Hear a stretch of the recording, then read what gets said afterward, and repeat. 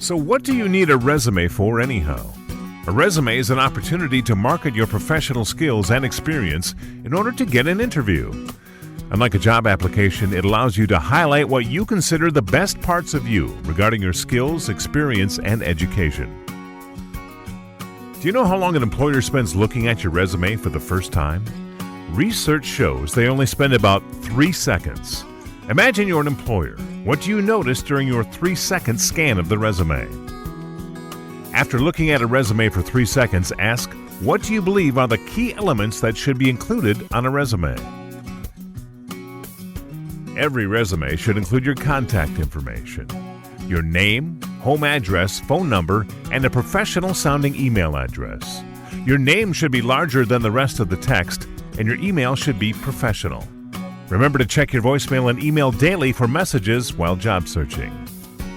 Important information to include on your resume are your professional skills. A good way to list your skills is to use bullet points to make them stand out at the top of your resume.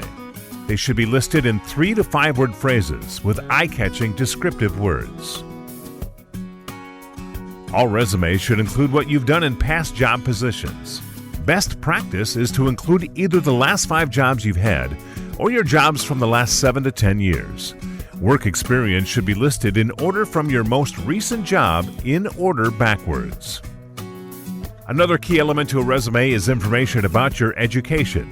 If you don't have a high school diploma or you've never attended any kind of professional training, then there's no need to list anything in this category. If you have some type of collegiate level degree or certification that you needed to have your high school diploma in order to complete, there's no need for you to list your high school diploma. Instead, you can list all of your advanced degrees or certifications only. Now that we've discussed what should be included on a resume, let's focus on things we don't want to do. One common mistake that resume writers make is emphasizing their previous employers instead of their previous job titles by listing the employer first under work experience. Employers are typically more interested in what you did at your last job rather than who you worked for. Based on current overall opinion, objective statements are no longer necessary, and they can often hinder you rather than help you. It's difficult to say enough in a short objective statement on a resume that will actually set you apart from other applicants. Anything you want to say in an objective statement can be addressed more in-depth and more effectively in your cover letter.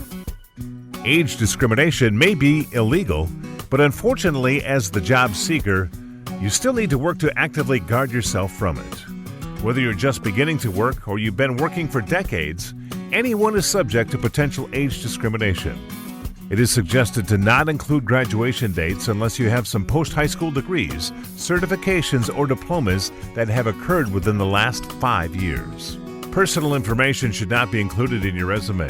In order to prevent unintentional negative opinions or other assumptions of you, it's best to not include information about your marital status, your family, your health, or any general information about yourself that isn't related to your professional experience.